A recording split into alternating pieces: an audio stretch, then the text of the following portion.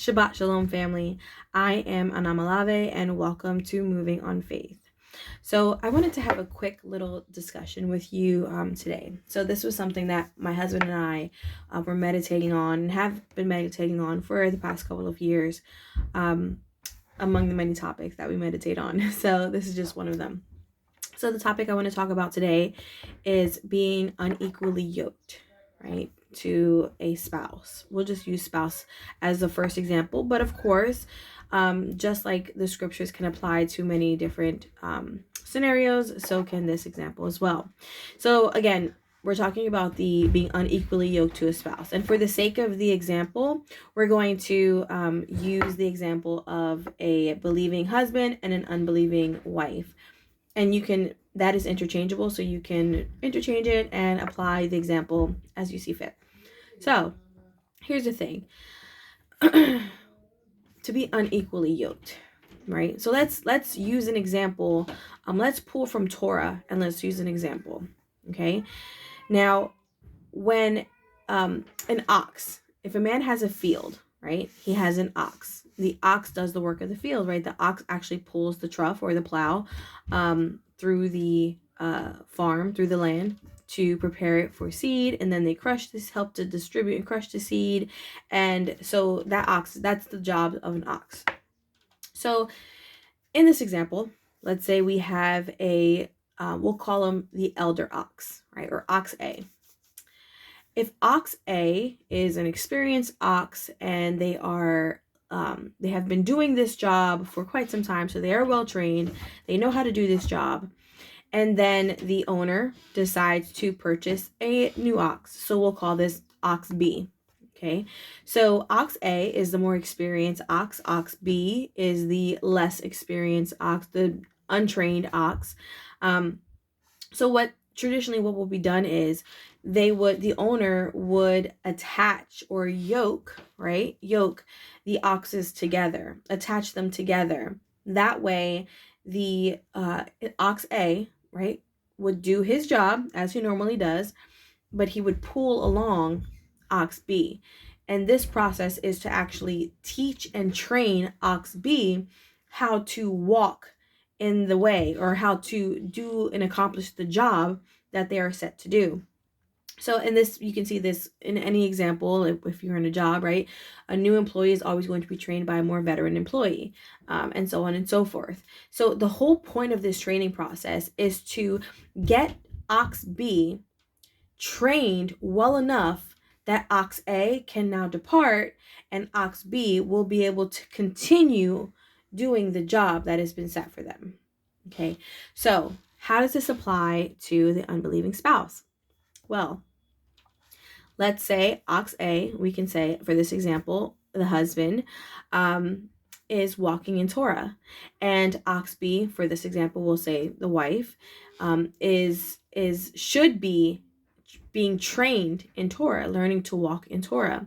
So they are yoked together. They are attached together. Now, ox A is strong. Why is ox A strong? Because ox A is experienced in the job. He's been doing this job. He knows what to do, right? He is leading the way, paving the way for ox B to now follow and learn this way, learn how to walk in this way, learn the job and the mission that has been set forth for these two oxen. Now, if ox B, let's say wife ox, right?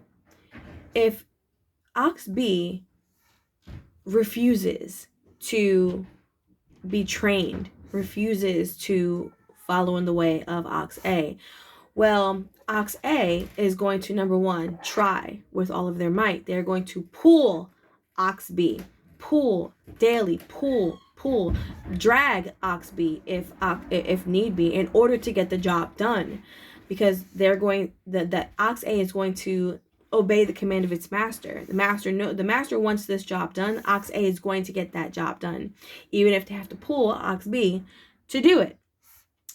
So the problem with that is, over time, ox A is going to become tired. He's going to become exhausted, having to pull the weight of ox B, because now not only is he pulling the weight of his own job, but he's pulling the weight of ox B's job as well.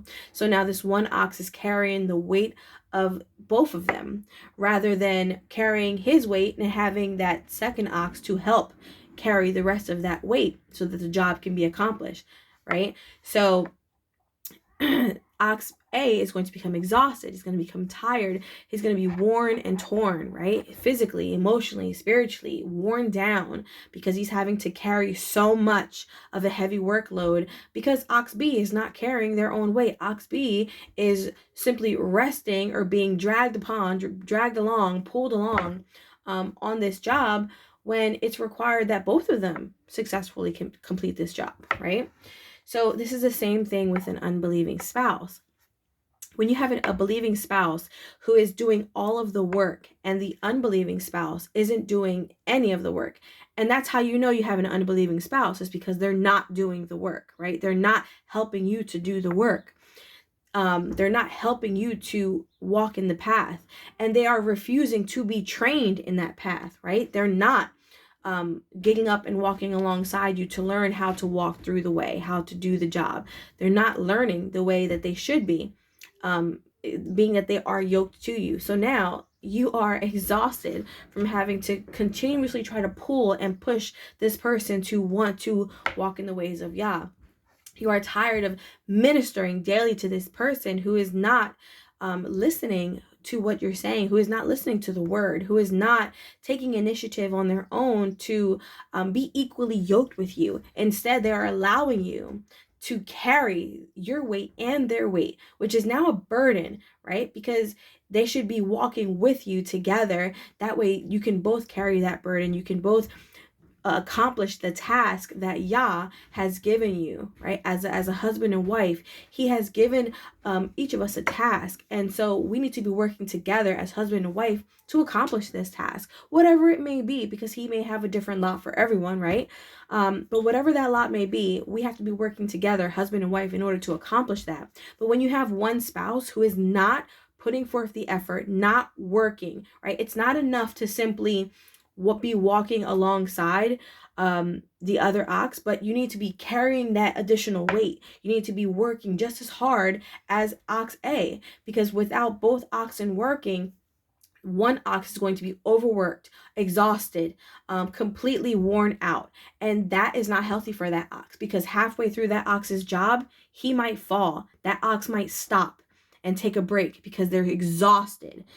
But see, it's when that ox stops and takes that break that now Satan can creep in and begin to toil with that ox, distract that ox, pull that ox away from the job and the mission that his creator, his master, has for him, right? So when you're dealing with an unbelieving spouse, it's so dangerous. Why? Because their laxness or their resistance into their resistance of coming into Torah, or their resistance in truly embracing and carrying that weight with you in regards to Torah, now puts you in a position where you could become worn, torn, and broken down and tired and exhausted, and you might feel the need for a break. You might feel the need to pause for a second, but it is in that second that you pause that you will be attacked.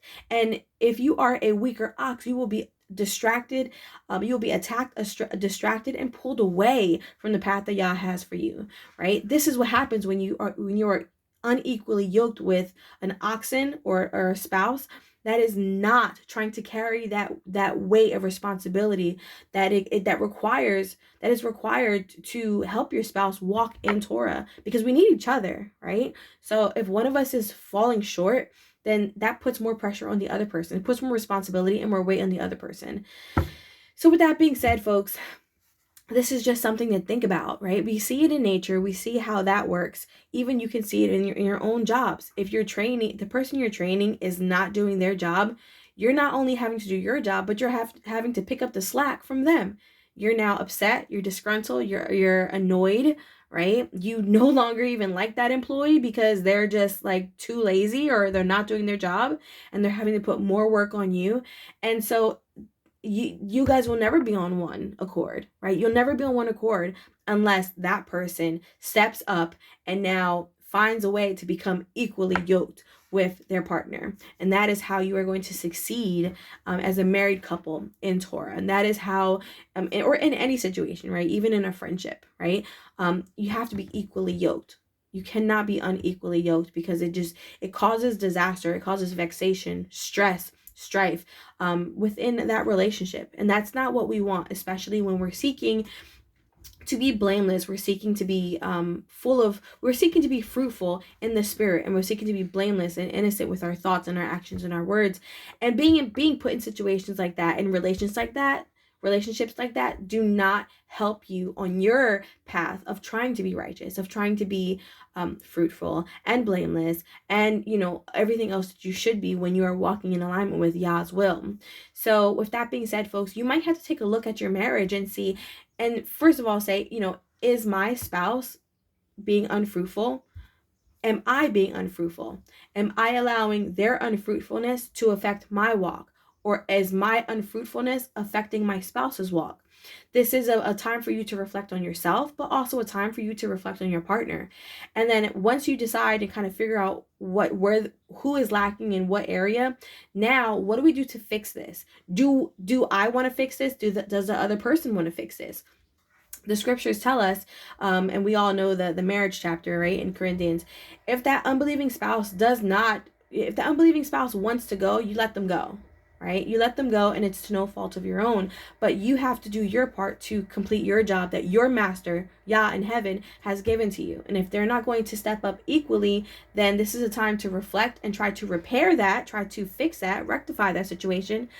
But if the unbelieving spouse or the unequally yoked spouse chooses not to rectify that situation or step up, this might be something you must take to Yah and really put in his hands, and allow him to minister to your unbelieving spouse or your unequally yoked spouse, minister to you as well, because we all need healing, right? We all need healing. We all need direction.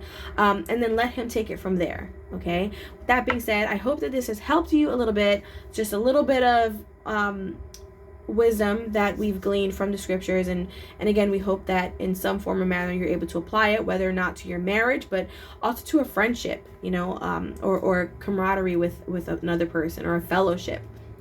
Make sure that both parties are all being fruitful, and that you are all equally yoked with each other. That way we can all stay focused on the path that Yah has for us and the mission that he has for us. With that being said, thank you so much for watching. Please subscribe, please like, and please share. Thank you so much. Shalom.